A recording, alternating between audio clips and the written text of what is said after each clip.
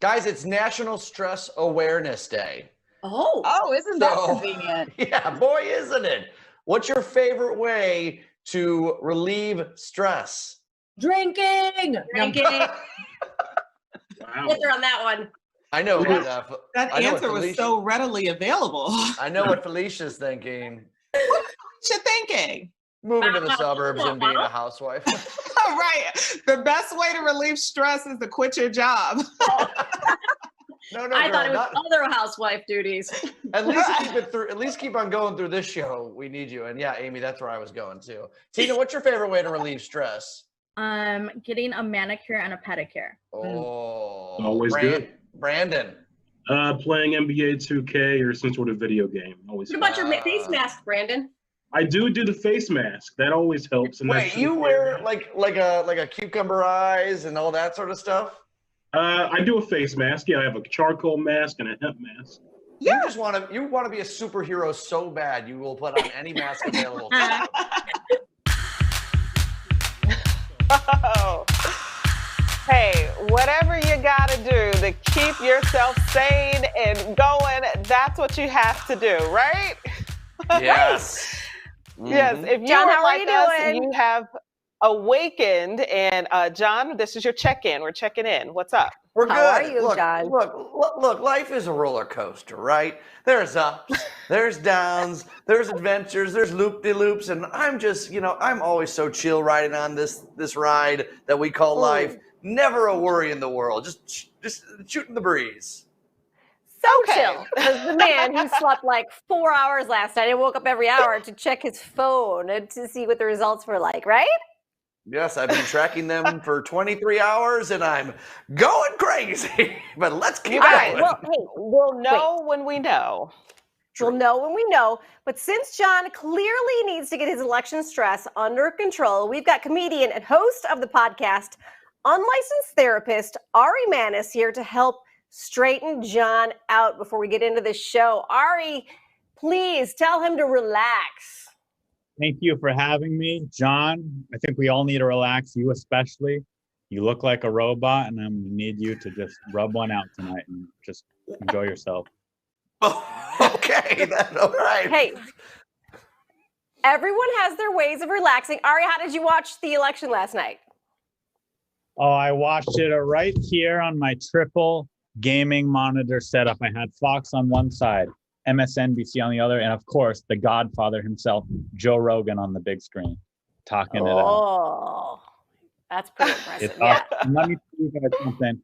I've been a fan of this show for a long, long time, and I'm so excited to meet you guys. And I hope that one day soon, once people realize that COVID-19 is a hoax, I can meet you guys in person. Yes.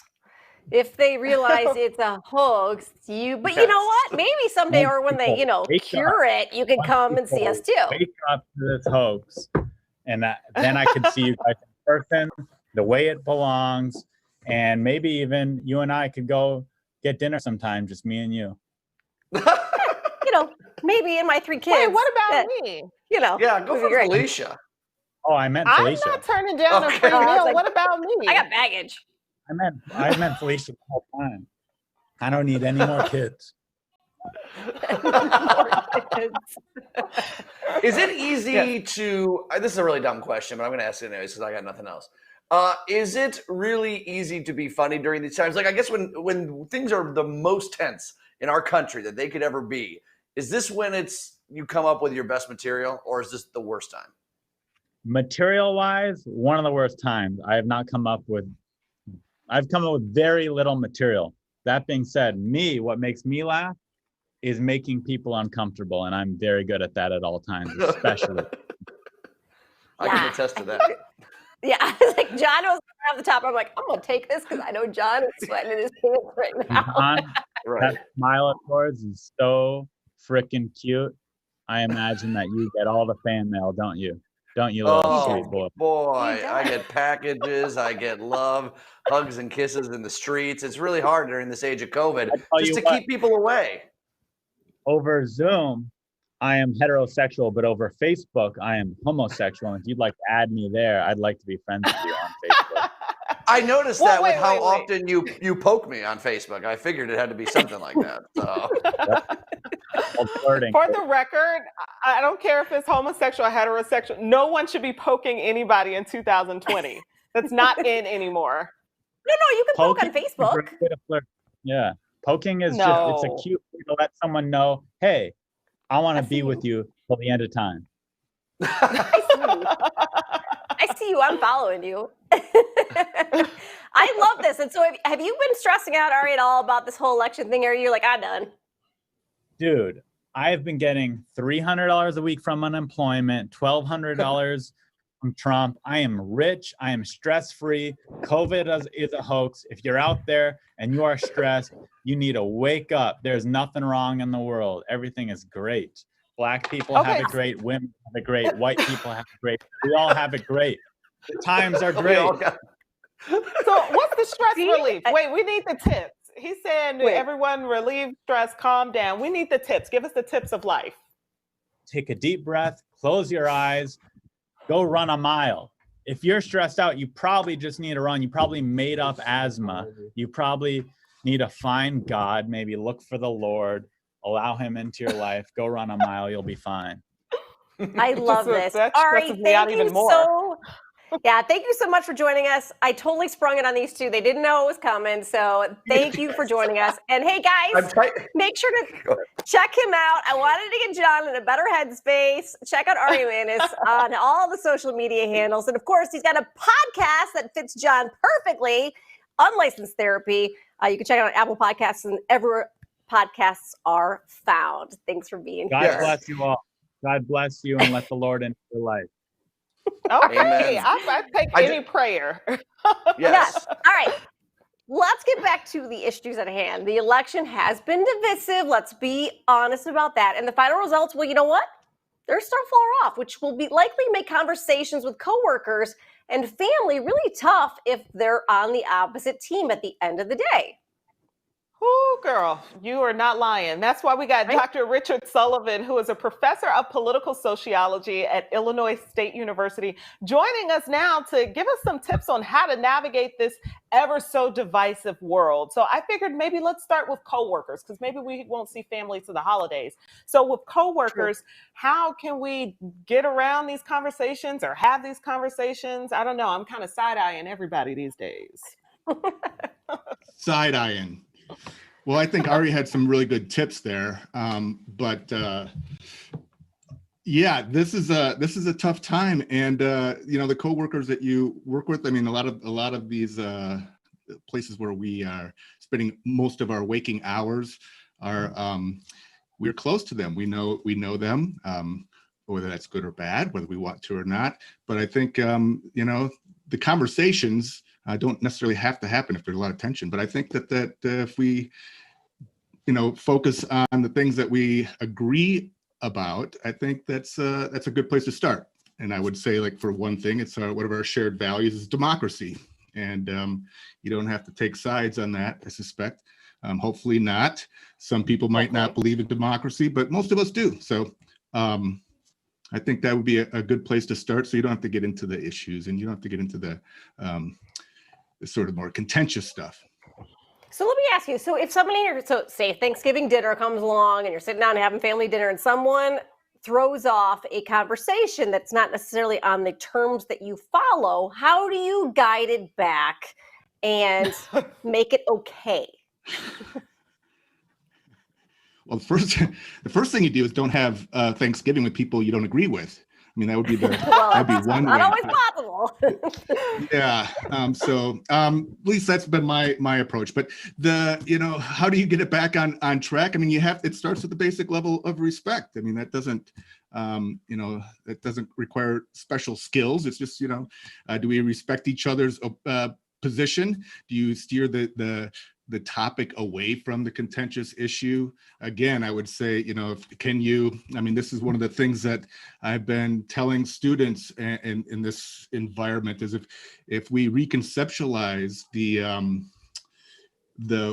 opponents or the people who disagree with us, rather than seeing them as combatants or the enemy or the opponent, if we think of them as, cousins or siblings or something like that, family members, the heat might get turned down a little bit. Maybe not at Thanksgiving dinner table, but just in general, I think that's that is it's a different frame, a different way of thinking about how we interact, how we consider the other. I mean, that's part of a lot of the tension in this country right now is because we see the other side as somehow demonic, and I think that's what we should not do. So, okay, Correct. You mentioned respect. Are there any other quick takeaways? We probably have a minute left, and I want to get as much to the people as we can. As far as respect, I think I would start with shared values. Okay. Respect, shared values. Start with that. Shared values. What are the things that what can we agree on? It doesn't have to be about the specific issues. You're probably not going to reconcile that. Listening. Listening is always a great place to start, and actually actively listening to what your friend or coworker is saying, your family member. Yeah. And I would say, Amy, you let me know if you agree with this. If the person is not listening to you, then just disengage completely. I agree. You don't have to have that the argument. same thing. Just let it go later. Yep. Yes. Walk, run, move in the opposite direction. There's only so much Sullivan. you can do. Yes, Dr. Sullivan, thank you for your time. Yeah, I know we're going back and forth with technology. Thank you for your time. We appreciate it. If anything, try to lead with respect and love and do the best you can. And of course, you can get more tips from Dr. Sullivan on Facebook, Twitter, Instagram, or head to his website, richardsullivan.org. Brandon. Okay, we are dealing with a lot when it comes to this election. It is far from over. I've got all the updates you need about the contest between Joe Biden and President Donald Trump. Deanna, what's up? Yeah. We have to talk about how to cope with stress. What kind of therapy methods should we be looking at? And look, art is a big part in all of this. One Chicago artist is showing us how he kind of ditched the more traditional way of how to do art into more digital. So we're definitely going to be talking about that after the break. The Jam. We'll be right back.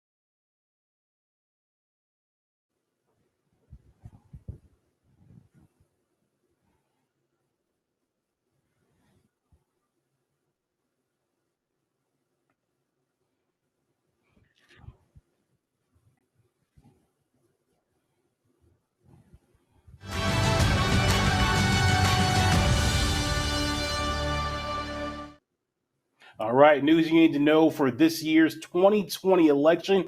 It's been an interesting one so far. Chicago overall, no surprise, went for Joe Biden. Everybody expected that, but there was one ward in particular that went for Donald Trump. He got a victory in the 41st ward on the far northwest side with about 52% of the vote. Chicago native Kanye West got 60,000 votes in his presidential bid, and he says he plans to run again in 2024. And President Trump's campaign says it is filing suit to stop the vote counts in Michigan and Pennsylvania. They claim they were denied access to observe the opening of ballots. Now, let's get a checkup on how the election map is looking right now. Michigan and Wisconsin appear to be blue, both states that Trump won in 2016. Votes still being counted in Georgia, Atlanta, something to watch. Big metropolitan area. Fulton County, Georgia is counting right now as that window closes. Votes also, we're looking at Arizona, Nevada, very closely as they too could be deciders in this election, John. Yeah, and Brandon, how about a fist bump here? We get to talk politics and break down the election from last night. And There we go. We're gonna keep on messing it up with the Zoom thing. Let's get right to the guest. He's gonna help us out. We got former Illinois Congressman Luis Gutierrez to talk about the results from last night. Former Congressman, thanks for joining us here. I gotta ask about this election being closer than some people anticipated on a presidential level. The Senate still waiting to see if we're gonna see a flip. But certainly in the House, where Democrats were expected to maybe gain some seats, might be in fact losing some seats. Is this the strength of the president, or is this the Democrats' message not reaching voters? I think we underestimate the number of people in America who react negatively to people wishing to be incorporated, to being treated fairly, to the end of discrimination and racism in this country. And one of the exit polls clearly demonstrates time and time again, when you ask Black voters in various states, what are the top issues? Well, they bring up the economy and they bring up COVID-19, but at least 35 to 40%, state after state, racial justice, police brutality, fairness, and to systematic racism. And I'm not quite sure that there's another population in America that quite sees it that way or through those eyes. And so they come out to vote. It's the yin and the yang, right? There are those of us that are always pushing forward for a more inclusive society, and those that will react. And I have to tell you, I didn't know it was going to be that overwhelming. We have a really huge problem in America. Luis, let's zoom in here at what we're seeing with the vote so far. It's appearing from exit polling that the Latino vote, Joe Biden is struggling with that in comparison to Hillary Clinton in 2016. What are we not getting about the Latino vote in outreach when it comes to that? The misinformation about the Latino vote. So Chicago Board of Elections, you can go there, and they have election results readily available to you. Look at the 4th Congressional District that I represented, now is represented by Jesus Garcia. Pick the 22nd Ward, pick the 25th Ward, pick any one of the Latino wards. Here's what you're going to see. What you're going to see is that Latinos voted about 15% for Donald Trump. 85-15, and that's a problem because that's the way the media wants to make it. They want to now almost say to us, hey, you know something? Donald Trump almost won because Latinos and Black people didn't come out to vote. Yet, think about it one moment. Last night, right? Biden was behind in Wisconsin. All of a sudden, the votes come in from Milwaukee, which happens to have people of color overwhelmingly, Black and Latino, and he's ahead. Wait. We go to Michigan and Detroit comes in, underperforming. Detroit, a city that is majority Black. Again, what happens to Biden's vote? He is now in the lead. And Philadelphia and Pittsburgh, especially Philly, is coming in. And what do we see? The vote change. So to me, it's kind of like, I'm not quite sure what NBC, CBS, NBC, MSNBC, CNN is talking about. I see a vote coming forward. In terms of the Latino vote, hey guys, Nevada is coming through. Those are Latino voters down there, okay? And guess what? Arizona is coming through. Phoenix is coming through strong. we're going to flip and make, from a Democrat, right? We're going to flip Arizona and make it a blue state.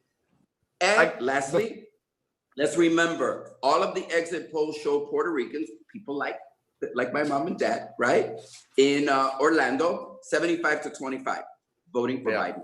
Sorry, taking so long. We gotta let you go. You're such a great guest. I hope you come back again. Really quickly, one word answer. In the next Congress, should Nancy Pelosi be the Speaker of the House?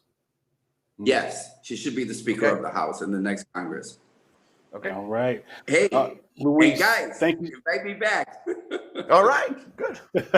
Hey, anytime. You can follow the former congressman on Facebook, Instagram, and Twitter at Rep Gutierrez. Thank you so much, Luis. Appreciate you. More of the jam when we come back.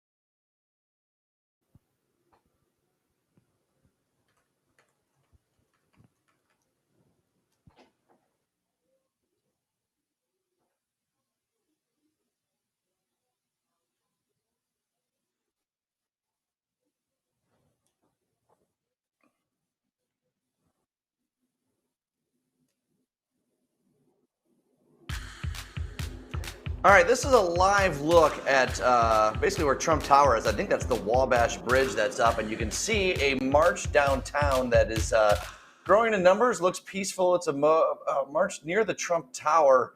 A lot of people had signs I was seeing that said count the votes, those sorts of things. You can see police officers on their bikes too. We'll keep an eye on this as the night progresses. All right, what's better than one style of pizza? 3 styles of pizza. And Chicago Food to Go caught up with the great folks at Pauly G's. My name's Derek Tung, guys, and welcome to Pauly G's Logan Square.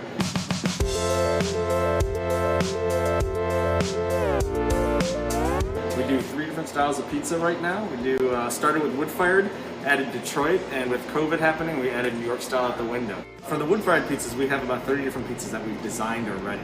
Our most popular ones are our Big Bad Wolf, which has a house-made bacon jam, sopressata, as well as some local sourced fennel sausage. And so we have a wide variety of vegan foods for all our vegan guests as well. Pauly G is an actual real person. His name is Pauly Giannoni, and he's my mentor in opening up my first spot. And so Pauly and I connected like any good couple does online. And we got to know each other through emails, through texts, and finally we decided to visit each other. So we opened up a spot in Chicago. We carried a good chunk of his wood-fired pies. You've seen our classic spinacci. It's got garlic as a base, fresh mozzarella, whole milk, and then we have spinach on top. And it's just a nice, clean spinachy pie that's gonna taste good and sit well in your stomach. The New York style pie that you see is a sopressata with pepperoncini, and that's one of our staff favorites. It's just got nice spice, a nice little bite from it. I do want to give a big shout out and thanks to my staff. Honestly, for an operation like this, we can't do it without great staff, and the staff are kind of the heart and soul of everything that we do here. Thanks to the community for continuing to support us through this hard time. Continue to stay strong and be safe, and we'll get through this together.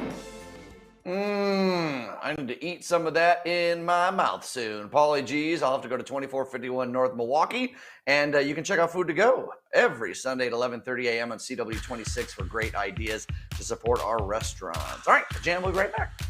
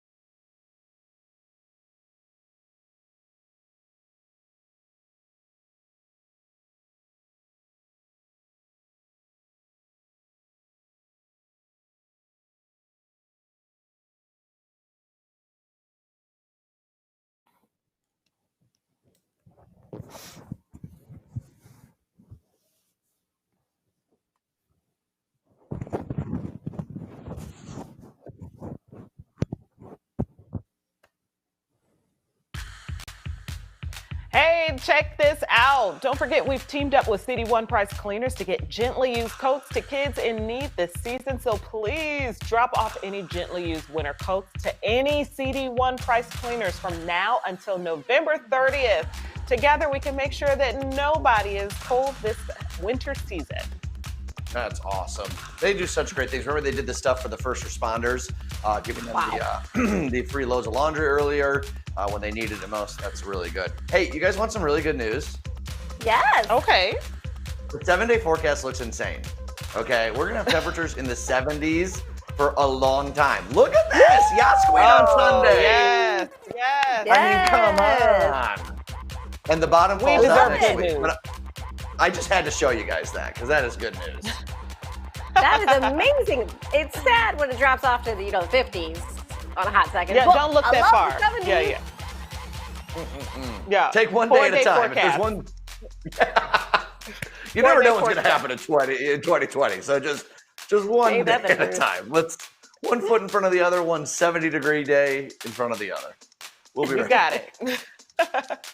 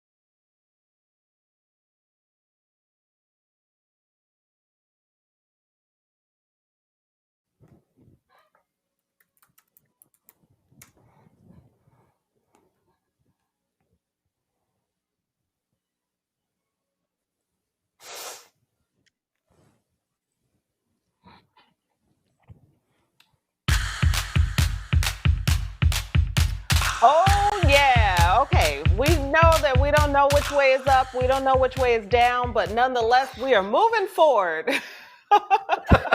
Felicia Lawrence, John Hanson, Amy Rutledge joining us. We got the news you need to know, and of course, we're going to have a little bit of fun too. So let me kick it off with some good news that I look forward to every single season. My Block, My Hood, My City needs your help to light up 12 miles of Martin Luther King Drive this holiday season. So they're collecting donations because it's their annual Be a Part of the Light campaign. You know, they decorate 500 homes, that's their goal, and they're lighting 500 light poles along King Drive to make it bright as the Magnificent Mile. So this is super cool because, you know, they always decorate the Mag Mile, and so you want to be able to decorate the neighborhoods too and spread that holiday cheer. And, you know, there is nothing cooler, as we see the information there if you want to take part in this, formyblock.org. I love holiday lights, Christmas lights, whatever. It Me makes you feel so too. good. A little crisp walk down the street. Just like to be able to go outside, enjoy your neighborhood. those things really do spread to other parts of your community that makes you take care of your community. Like, it's awesome. So they do such a good job. And I will say, like, in this time where we know we're going to probably be locked pretty close and tight to our homes right now and our neighborhoods, let's make them look pretty. Let's boost it up. Let's have some fun as we can. Yeah, I said one year I wasn't concerned about lights and Christmas and everything, and I regretted that. The next year and every year after that, I will forever have up lights and some kind of cheer. You need that holiday cheer. So that's really cool. Totally. Well, Chicago is home to a lot of artists of all kinds. So today we are meeting one who put down his traditional tools to jump into technology and a very bright future. Miss Deanna Gutierrez. Hey, Dee. Hey, Amy. Yeah, so we're talking from drawing on a paper to drawing on an iPad. It's safe to say that the world's artistic ways are changing a little bit, but one thing that never changes is the creativity that comes with it. So one local artist is pushing for others to find that passion, even if it means getting out of your comfort zone. Just finding a way to inspire people through my art and just also, educate them in a way on different things that people in our generation might not really know about. This is Malachi Wright,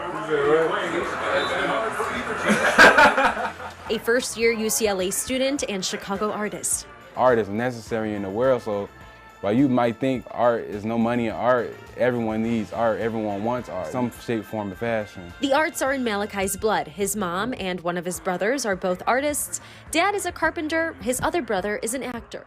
Just me being the youngest, I'm just inspired by everyone in my house, just to work. My mom, she at a young age, like I say, she probably had to put aside her dream of being an artist because, like you said, it wasn't much money in it.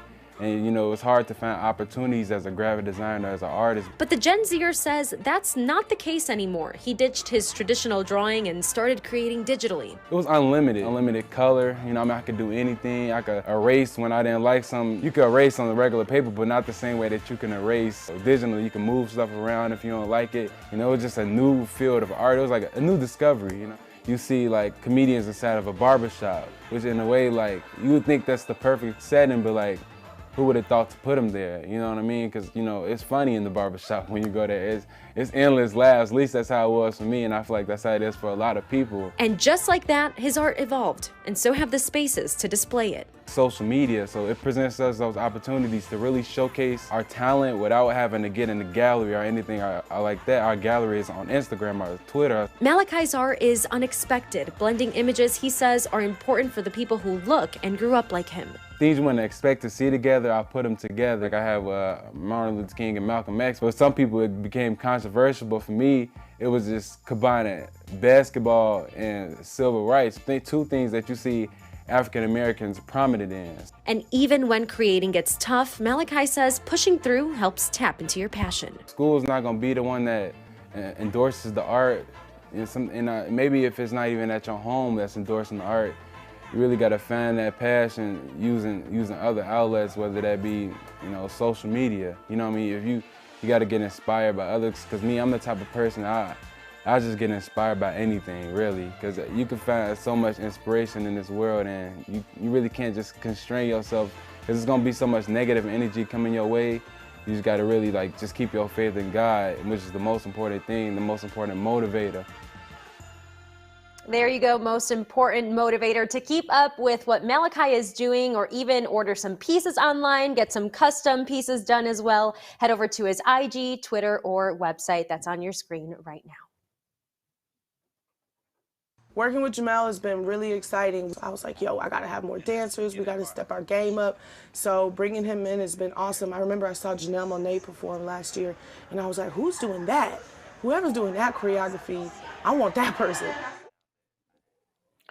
Okay, that right there is Lizzo describing our next guest. He has choreographed and produced for many artists, including John Legend and Alicia Keys. Yeah, Jemel McWilliams joins us now, and you have had to change your whole industry in the last 6 months. Jemel, how are you getting ready for award season? Yeah, I don't know. No, we legit don't know, as we've seen, and thank you for having me. But as we've seen, the Emmys were virtual, and but then I did do the BET Awards this year, virtual, but we just bumped up the production value. But now we're noticing that some of these award shows are moving towards like still doing performances all in one space. So who knows what it'll be, but whatever it'll be great. Yeah, I mean, this is just proof that the word pivot is true for absolutely everybody. So how are you one of those artists, like, do you have to step back and just let the world happen around you? Or are you drawing from that and getting inspiration? Like, what's your creative process look like these days? Oh yeah, I pull from everything. That's why, like, if you are one of my assistants and people who work on my team, like, listen, where we are right now, there's a lot of anxiety, there's a lot of anxiousness, right? So there's just a lot of energy. And so if we happen to have had rehearsal today, I'm sure I'm bringing that, not necessarily like creating an anxious environment, but we're pulling from that for our inspiration and what, how we want to speak to the people, because that's what we do as creatives. Our job is to like intercede for the people, right? Is to like jump out there. And if there's an emotion to convey, it needs to be a real human emotion. So I try to use like the real human life to inspire and inform that. And then hopefully people feel it.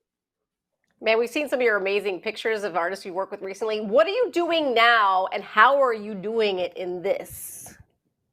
I am staying sane now. That's what I'm doing. That is where my focus has gone. Legit, and I'm just being honest with you. I think as artists and as creatives, we have to also find a way to stay tapped in and stay centered. So right now I do these morning like mantras and meditations that I do to just keep me nice and centered. And work has still been coming, so that's good because I have a specific creative outlet. And I'm just expanding out. My business is expanding out. We're able to, Jemel McWilliams Productions is able to do a lot more things now because it's not as many live shows that we're usually like dealing with all year. So now we're kind of transitioning into TV and doing some other things that I can't really talk about. But it's happening. No. That's the next question. Tell us about the upcoming projects. I can't tell you. We spill the beans. Are we going to have like a normal? Well, it's not going to be normal, but are there going to be more awards? How should we say it? Are we gearing up for awards season? I want to know. Yes. Season. I'm going to say yes, even though I'm just one of the contributing creatives to it. I'm not necessarily the producer just yet, but but you're getting the phone calls, I imagine. Yeah. Some of the phone calls are starting. Okay. And it's gearing up. We're definitely gearing up to do it. Yeah, we want to make sure that we still present for the people. We all need an outlet, you know what I mean? And award shows are also here to celebrate the creatives throughout the year that have brought us all these amazing performances. So, I believe that we will. We are gearing up for an awards season. What it's going to look like, I don't know. Right. But right. Well, Jemel, good job. Please, we need more content. We need your artistry. We need your creativity. Thank you so much for sharing it with us. Yeah. Yes, and giving some insight with us for us today. Keep up with Jemel's projects on social media and his website, jemelmcwilliams.com. He's a young brother out here who is doing it. So make sure you're checking him out. Sending it to another young brother that's out here doing it. Brandon, what's up? Hey, what's up, guys? So as these numbers start to really tighten with these different states, the Donald Trump campaign has filed another court lawsuit to try to stop the count in another state. I'll tell you what state that is coming up after the break. But first, here's a look at tomorrow's forecast. It's going to be beautiful out there. We'll see you guys in a minute.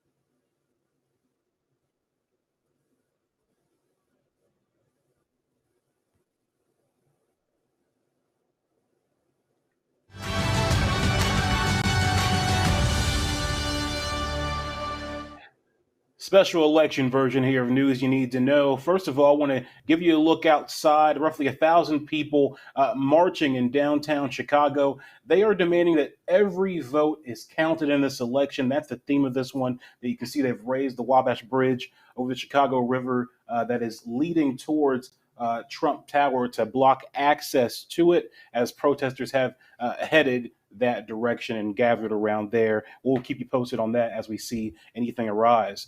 Arizona, New Jersey, Montana, and South Dakota have all voted to legalize recreational marijuana in their states. Meanwhile, Oregon makes headlines for becoming the first state to decriminalize small amounts of heroin, meth, and cocaine, the first state to do so. And then the Associated Press, they are reporting right now that the Trump campaign will add Georgia to its list of states it's going to sue over vote counts. Michigan and Pennsylvania are the other two also being contested by the president. And let's look at that election map here. Georgia is tightening right now. It is in play for the Democrats as Fulton County in Atlanta is still being counted. And right now, as it stands, it's at a really razor-sharp 49-49. We're going to see what happens coming up soon. John, it's going to be something to watch as we focus in on Nevada and these other states too, as Biden tries to get to that magic number of 270. Yeah, Arizona obviously called, the AP called it. Still some votes to be counted there. Nevada really close, and Pennsylvania, Joe Biden getting closer as well. You mentioned those lawsuits. God, Brandon, I just wish we had a constitutional expert that we could talk to. Oh, wait, we have the dean of the Illinois Law School, Dean Vic Amar, joining us right now. And I won't ask you to break down everything that's happening right now in terms of lawsuits, but just generally speaking, are there pathways for the president and his team to shut down votes that are currently being tabulated? It's very unlikely, especially because the votes that are currently being tabulated are votes that were received by yesterday. The real controversies in the last few weeks have been about votes that were postmarked by yesterday, but that were going to trickle in today, tomorrow, Friday, and into next week. And we're not even really looking at any of those yet because all these states, especially states that for reasons that elude me, don't start processing their mail-in ballots until election day, even though those ballots have come in for several days before. That's what we're still cranking through, all the stuff that's come in already. And there's really no basis for not counting those votes. Now, the Trump team argues that they've been improperly excluded from observing some of the counting. In Wisconsin, there's some allegation that some 100,000 some votes came out of nowhere, although there's obviously no evidence that's been adduced to demonstrate that. So I don't expect the lawsuits that have been filed so far to really have much of an effect. The reality is if Biden goes ahead and surges ahead in Pennsylvania, as seems quite possible, and in Georgia, then it's pretty much, I think, a done deal. Because, the president would have to be able to reopen Pennsylvania and Georgia and Michigan and Wisconsin and Arizona and Nevada. And the idea that all these states would have major problems such that their ultimate vote counts would change very much after the end of litigation or recounting seems pretty unlikely. So I would say at this point, once we know what the final counts is in Georgia and Pennsylvania, if they continue to break for Biden, then Biden's in pretty good shape. A big hot topic right now and something on everyone's mind is the Electoral College. I was wondering your perspective here when it comes to this. We're seeing some razor-thin margins for some of these states like Nevada. Let's say, a state goes over that threshold. They call it for Joe Biden or Donald Trump. But the will of the people was ignored and the Electoral College goes in a different direction. Does that set up a constitutional crisis of sorts? Is that possible? Well, you would think that when the national popular vote winner is not the person elected as president, that would cause a big stir. It happened in 2000 when Bush beat Gore. It happened in 2016 when President Trump beat Hillary Clinton. I don't think it'll happen this time, but President Trump could pull this out. I'm not going to call it till it's over.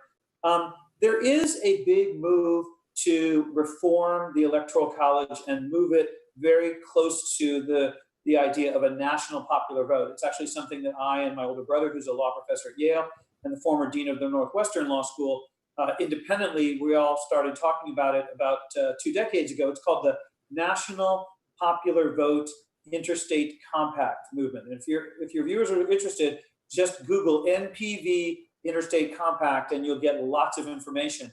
And Illinois is one of the states that has signed on to this idea. That basic idea is the following, that right now every state gives its chunk of electors to the candidate who won the most votes in that state. But if a number of states decided to give their electors to the person who won the most votes nationwide, regardless of who won the most votes in that state, then as few as 11 states joining together could bring about a national popular right, vote. as long as they get over that 270 states, threshold and they all get work together.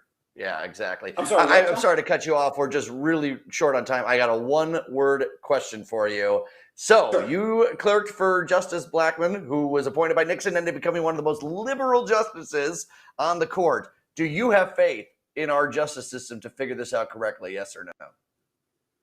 Yes, and Justice Blackmun wasn't as liberal as you think. He would say that the court moved to the right beneath him. All right. I appreciate that. And thank you so much for breaking this down. We might have to call you again very soon. And the information we can put up on the screen to follow everything that he does and break it down more after that. And we'll be back with more on the Jam.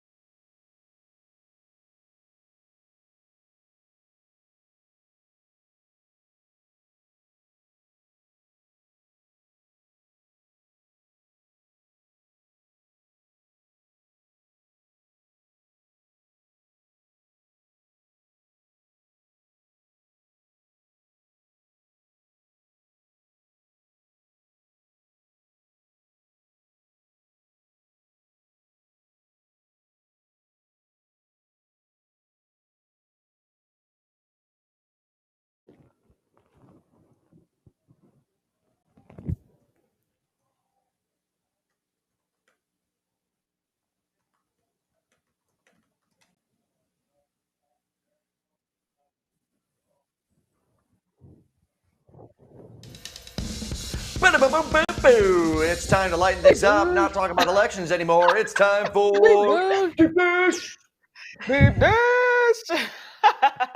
Okay, what do you hate to admit that you love? I'll kick this off. I hate admitting that I love reality TV and I love the juicy drama-filled gossip shows. I hate admitting that. I agree with you, Felicia, and I get embarrassed sometimes when people ask me, like, well, what do you watch? And I'm like, well, if I'm not watching the news, I'm watching Real Housewives. I am. Just am. Yes, and then Twilight, the whole film series Twilight, because you know it's vampires and werewolves, but I love that show. I love the film. And then Divergent, Felicia, Divergent. On top of that, yeah. Do you guys need me here for this deep dish, or what do you want? Do you want me to? Yeah, what do you think? Okay, you can talk now. Go.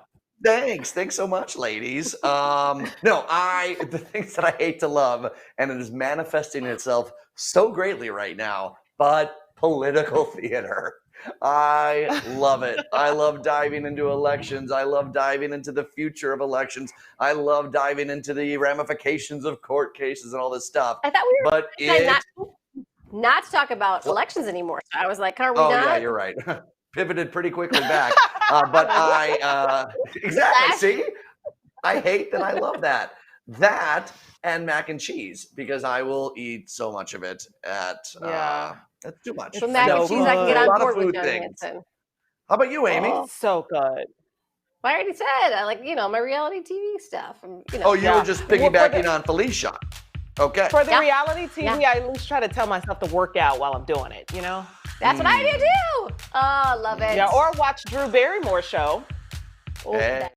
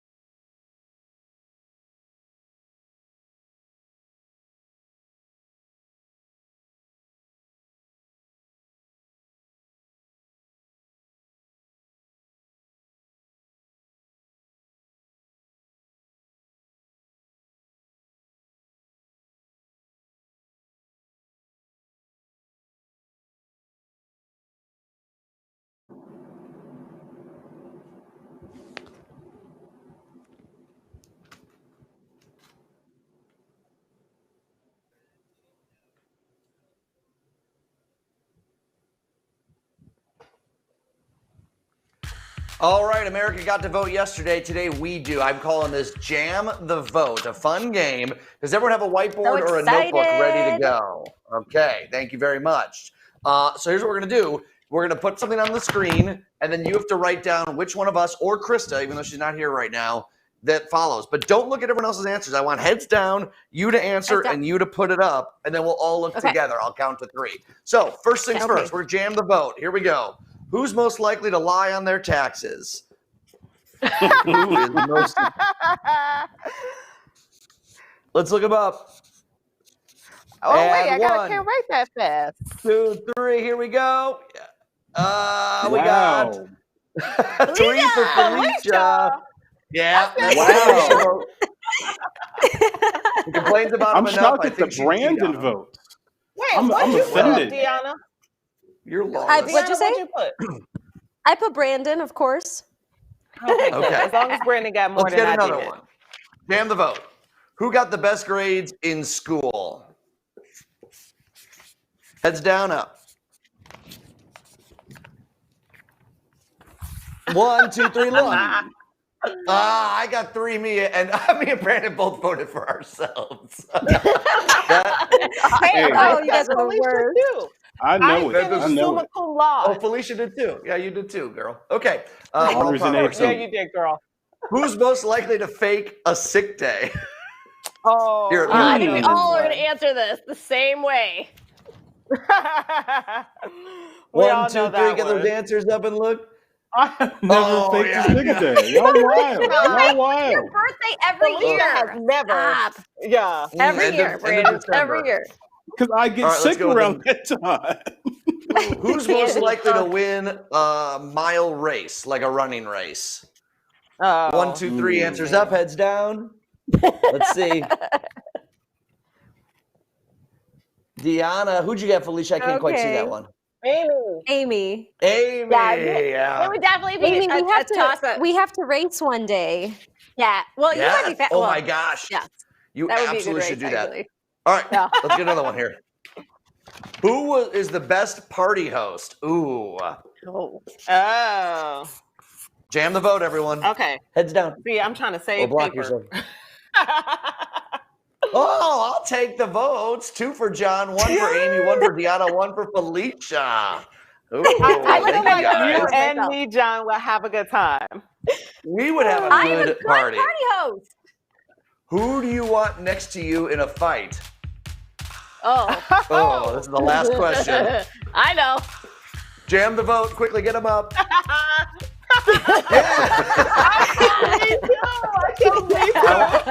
Ride or die with Felicia, girl. See you tomorrow. I'm a winner.